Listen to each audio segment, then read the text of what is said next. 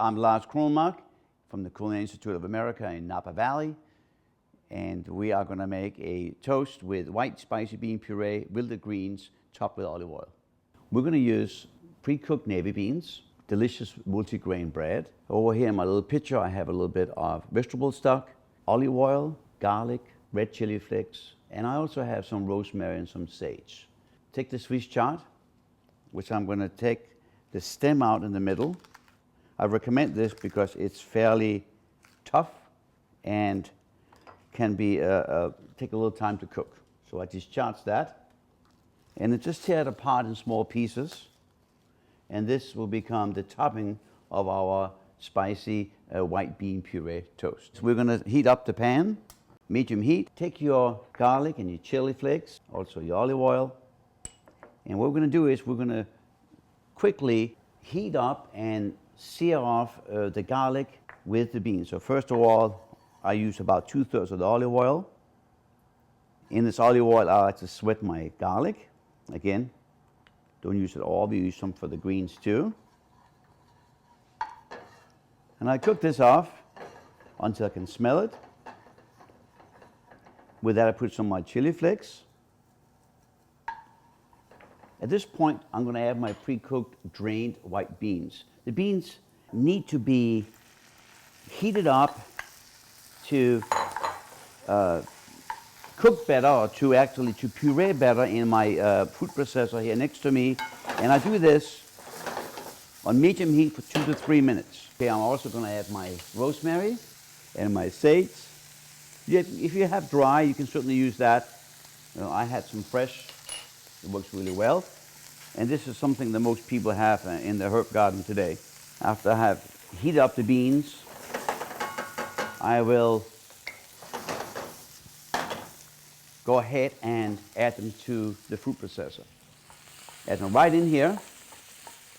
I like to, for texture, puree this with a little extra olive oil and the vegetable stock. Let's go ahead and start the machine first. See right away the nice puree. Stop it. Add a little bit of vegetable stock, half a tablespoon to a tablespoon. It depends on how dry the beans are. I would recommend you scrape down the sides of this Rupercup food processor once, and at this point, you can also check the texture. Looks really delicious. I'm going to go ahead and add a little bit more of my vegetable stock to get a little thinner down. Put a couple of times, add a little bit more, and some salt. Since there's already a pepper flakes inside, I wouldn't add any black pepper. All right, let's take this out. This can be done ahead of time. I kind of like to do it when it's lukewarm, so this is what it is right now. Take this out. Let's go ahead and do the greens. And the greens are to be cooked in boiling water for approximately 1 to 2 minutes, or as we say, when it comes back to a boil. So I have in here water. In the water, I like to put a little bit of salt.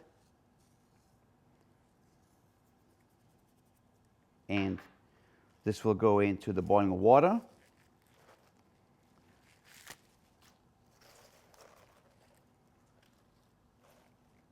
All at once. As you see, it's in small pieces.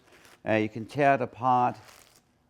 No need to cut it in strips or anything like that. But the main reason I'm doing it this way is so I have a nice texture and a nice look. Put a lid back on again and wait for 1 to 2 minutes before we take it out. We have now cooked the greens, and we will proceed to cook the greens in garlic and olive oil. So we're going to add the remaining olive oil, and I'd like you to add the Swiss chard or the spinach, whatever you like to use, into the pan after it's been drained, rinsed in cold water.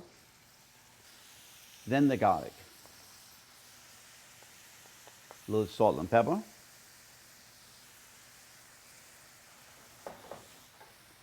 I'm going to turn this off and let's do the toast. I got this delicious multigrain bread. You can use any bread you want to, but I just think this is a really great size, and I feel this is the way that I would serve this dish. I'm gonna pick up my pan, and in my pan, I'm gonna go ahead and toast my bread. You can toast it in a pan, or you can toast it in the oven. I like to use it a broiler. And best will be to have it cooked on both sides. And the toast is ready. To finish this dish, we are going to take our toast. We're going to cover it with a big layer, or thick layer, of white bean puree that we just made. And this is often eaten with knife and fork as an appetizer, first course. I'm going to like to top this with a generous amount of Swiss chard. Garlic greens. I think it looks nice to have it right in the middle, but you can certainly also put it out on the whole toast. To finish off the dish, I have a little extra olive oil. And this olive oil I like to drizzle on top, like this generous amount.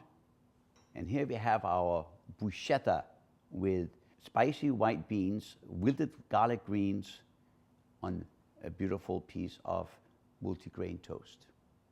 Enjoy.